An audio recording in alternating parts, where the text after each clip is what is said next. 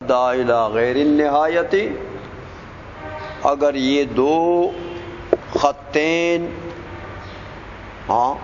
ممتد ہو جائیں، لا الی نہایت چلے جائیں، تو لامکن بینہما بعد غیر متناہی، ان دو خطین کے درمیان میں بعد غیر متناہی ممکن ہوگا، مع کونی محصورا بین حاصرین، حالانکہ وہ تو محصور بین الحاصرین، تو غیر متناہی کیسے ہو گیا؟ یہ مقدمہ ہے کہ اگر وہ دونوں ممتد ہو جائیں لا الی نہایہ، تو ان کے درمیان میں بعد غیر متناہی ہوگا، حالانکہ محصور ہے۔ اس مقدمے کی شارح فرماتے ہیں کہ اگر وہ دو خطین غیر متناہی چلے جائیں تو ان کے درمیان میں بعد غیر متناہی ہوگا۔ اس کی وضاحت کہ یہ آپ صحیح طریقے سے سمجھ سکیں کہ واقعی اگر یہ خطین غیر متناہی چلے جائیں تو واقعی ان کے درمیان میں بعد بھی غیر متناہی ہوگا، حالانکہ محصور ہوگا۔ اس مقدموں کو سمجھنے کے لیے فرماتے ہیں میاں کچھ تمہیدی مقدمات کو پہلے سمجھنا ہوگا، تو وہ مقدمات جب آپ سمجھ لیں گے اس کے بعد یہ مقدمہ آپ کو سمجھ آ جائے گا۔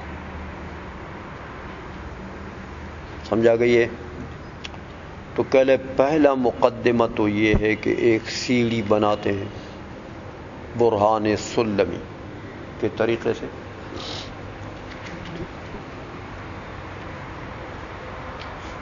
ترجمہ کرو، اس کے ساتھ ساتھ ترجمہ کرتے جاؤ کیونکہ کوئی خارجی چیز ہے نہیں اس میں۔ وقیل لا تتضح هذه المقدمة، هذه المقدمہ میں نے بتا دیا آپ کو، واضح نہیں ہوتا یہ مقدمہ حق الاتضاح، پورا واضح ہونا، بحیث يندفع عنها المنع المذکور، اس طریقے سے کہ اس کے اوپر پھر منع مذکور وارد ہو نہ، ایسی وضاحت ہو جائے۔ مگر کیسے واضح ہوگا میاں؟ الا بتمہید مقدمات، مگر کئی مقدمات، 3 مقدمات ذکر کریں گے، کئی مقدمات کی تمہید کے ساتھ واضح ہو جائے گا۔ الاولی، پہلا مقدمہ، ان الخطین الممتدین من مبدأ واحد الى غیر النہایت، کہ ہم نے جو پہلے کہا تھا کہ ایک مبدأ سے دو خطین الی غیر النہایہ نکل گئے،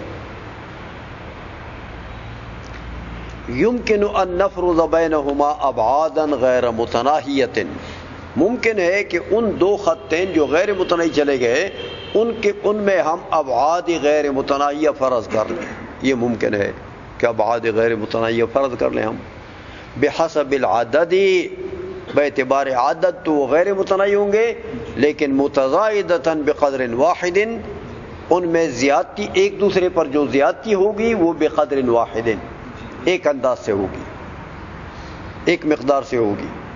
مثلا اب اس کی مثال دیتے ہیں اس کلیہ کی، کہ لو امتد من مبدأ واحد، ایک مبدأ سے دو خطوط نکل گئے، مثل نقطۃ آ، اب سیڑھی کو دیکھو، نیچے آ والا نقطہ ہے، اچھا، خطان مستقیمان غیر متناہیین، آ سے یہ دو خطین مستقیمین نکل گئے اور غیر متناہی چلے گئے،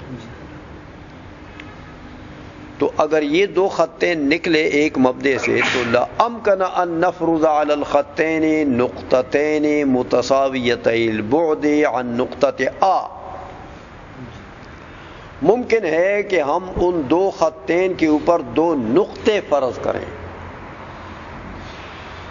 دو نقطے، لیکن دونوں نقطے دیکھو، ایک نقطہ ایک خط پر ہو فرض کریں گے، دوسرا نقطہ دوسرے خط پر، لیکن وہ دونوں نقطے کیا ہوں گے؟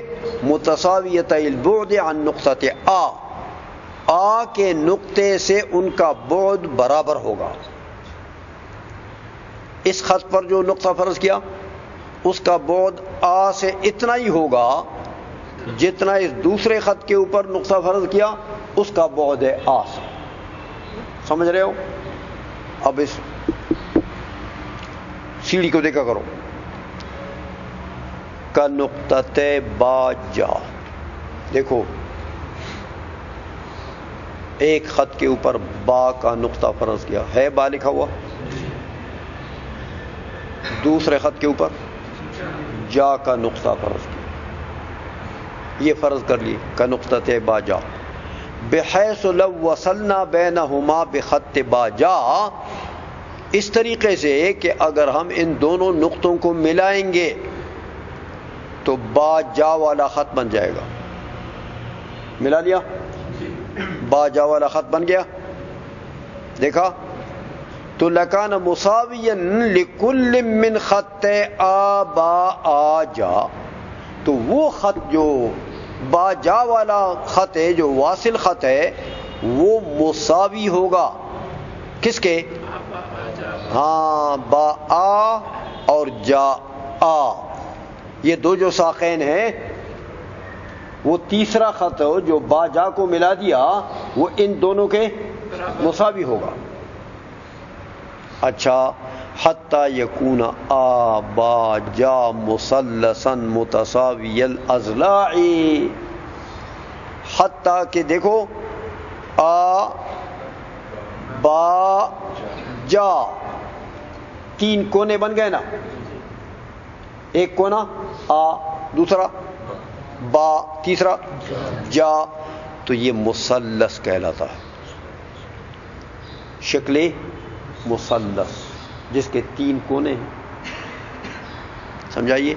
لیکن یہ دیکھو چونکہ تینوں خط اس کے ایک دوسرے کے برابر ہیں، خط واصل بین آ با برابر ہے ان دونوں کے، اور وہ دونوں بھی آپس میں برابر ہیں، تو اس مثلث کو کیا کہیں گے؟ متساوی الاضلاع، کہ اس کے سارے ضلع ایک دوسرے کے ضلع کہتے ہیں اس کے ایک ساخ کو.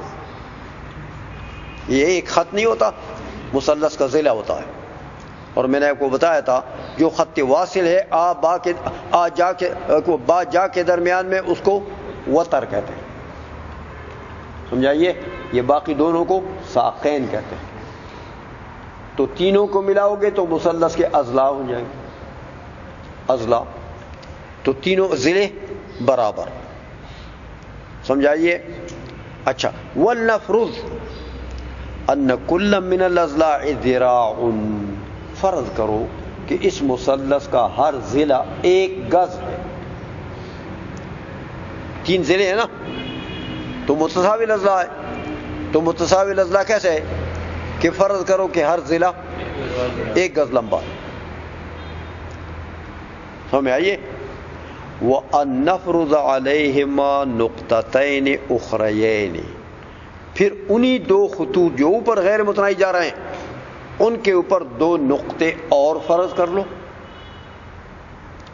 متساویت البعد عن نقطۃ با جا، لیکن با جا سے وہ جو دو نقطے اوپر فرض کر رہے ہو ان کا با جا کے ساتھ بعد میں تساوی، یعنی برابر. سمجھائیے. نقطۃ با جا کا نقطۃ دا ہا، اوپر دیکھو دا، دو نقطے اور فرض کر لیے نا، ایک ہے دا، دوسرا ہا.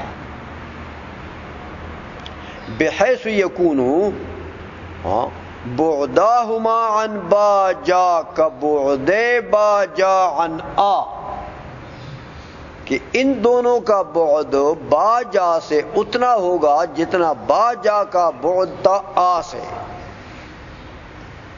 تو متساوی ہو گئے نا اس کے. وہ ایک ذراع تھے تو یہ بھی ایک ایک ذراع ہوں گے.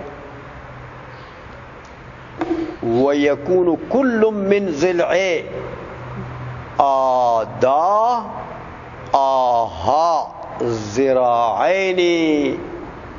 اب دیکھو اب آ سے لے لو تو آدا با کو بیچ میں چھوڑو آدا اور آ جا آہا یہ دونوں کیا ہوں گے؟ دو گز یعنی مساوی ہوں گے. سمجھ آ گئی ہے؟ دو گز ہوں گے. حتی لو وصلنا بین نقطتین داہا. اب داہا والے نقطتین کو ملا لو ایک خط سے تو جب ملا لو گے بخط داہا داہا والا خط بن جائے گا تو لکان کل ضلع ایک اور مثلث بن گیا. لکان کل ضلع من مثلث آداہا ذراعین. آ دا با اور جا کو بیچ میں چھوڑ دو. اب آ دا ہا والا مثلث بن گیا. سمجھا گئی ہے؟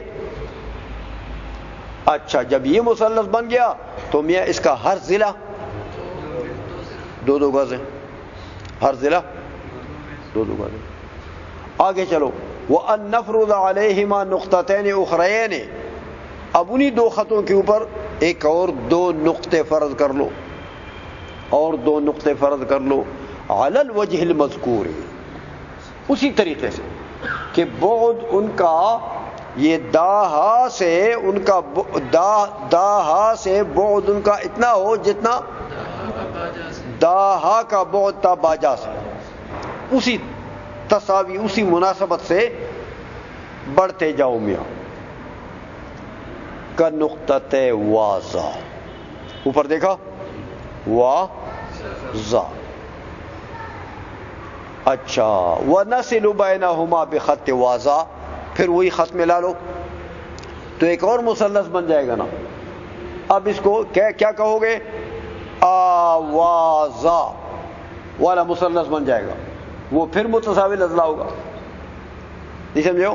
بخط واضح حتی یکون کل ضلع من اضلاع مثلث آوازا ثلاثة اذرع. یہ جو مثلث بن گیا اس کا ہر ضلع تین گز ہوگا میاں. ثم نفرض علیہما حاطا. اب آگے جا کے پھر دو نقطے فرض کرتے ہیں ہا طا. اچھا ثم اس کے بعد پھر اور اسی طرح یعنی ہا طا جیسے فرض کیا پھر خط کو ملا دو تو ایک اور مثلث بن جائے گا تو ہر ضلع اس کا چار گز ہوں گے. ثم یا کا اس کے اوپر پھر یا کا والے نقطے مقرر کر لیے یا کا. ثم لا ما اس کے اوپر پھر لا ما کے نقطے فرض کر لیے دیکھا. ثم ناسا پھر دو نقطے اور فرض کر لیے ناسا. اب دیکھو میاں ناسا کا بھی چلو مثلث بنا دو. ناسا آ سے لے لو تو ہر ایک ضلع دوسرے کے برابر ہوگا. سمجھا گئی ہے؟ ثم ناسا وَنَصِلُ بَيْنَهُمَا بِخُطُوطِ حَاطَ پہلا والا اور دوسرا یا کا اور تیسرا لاما اور چوتھا ناسا علی الوجہ المذکور. اسی طریقے سے وَهَكَذَا إِلَى غَيْرِ النِّهَایَةِ. اسی طرح چلتے جاؤ اور نقطے مقرر کرو اور نقطتین کو پھر ملاؤ تو ایک مثلث متساوی الاضلاع بنے گا اور جاتے جاؤ جاتے جاؤ جاتے جاؤ جاتے جاؤ. غیر متناہی خط گئے نا تو نقطے مقرر کرتے جاؤ. وَهَكَذَا إِلَى غَيْرِ النِّهَایَةِ وَلْنُسَمِّ خَطَّ بَاجَا الْبُعْدَ الْأَصَلِ. سب سے آخر میں جو سب سے پہلے ہم نے مقرر کیا تھا نا باجا والا تو اس خط کو جب ملایا تھا تو مثلث بنا تھا اس کا نام کیا رکھو؟ بعد اصل. اچھا والذی بعدہ اس کے بعد جو بعد بنا ہے اعنی داہا اس کا نام کیا رکھو؟ بعد اول. اور وواضع بعد ثانی دیکھا، وحاط بعد ثالث وعلی ھذا الترتیب. تو دیکھو بعد سادس تک تو اس نے بنایا ہے، باقی اپنے لیے غیر متناہی جائے گا تو بناتے جاؤ. یہ پہلا مقدمہ ہو گیا جس میں آپ کے لیے انہوں نے یہ ابعاد متعین کر دیا اور طریقہ بتا دیا. چلو